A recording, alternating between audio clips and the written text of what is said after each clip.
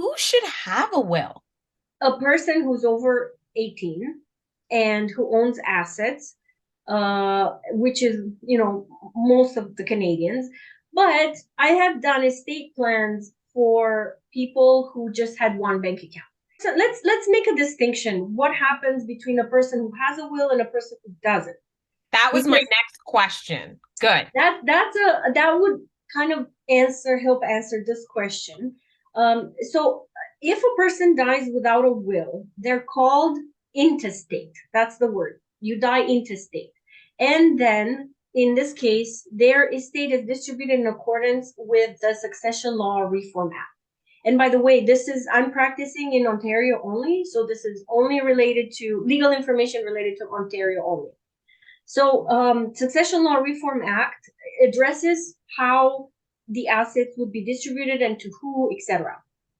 Now, that's what the law says. In case of a person who dies intestate, somebody needs to step forward and assume the duties of executor.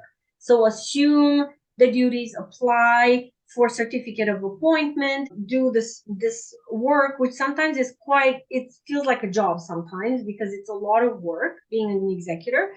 So assume this job essentially of being an executor. In this case, it's people in your life dealing with the aftermath and trying to pick up the pieces.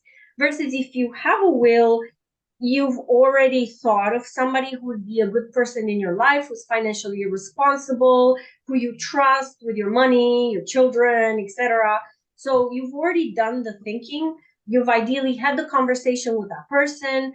You've thought about guardianship for your minor children. You've thought about, so there's more than just how your assets are distributed upon your passing. And it's like all the thinking before, the naming for registered assets like RSP, the thinking of naming a beneficiary, contingency beneficiaries for life insurance, all this thinking ahead of time to make life easier for those left behind. That's what an estate plan does essentially.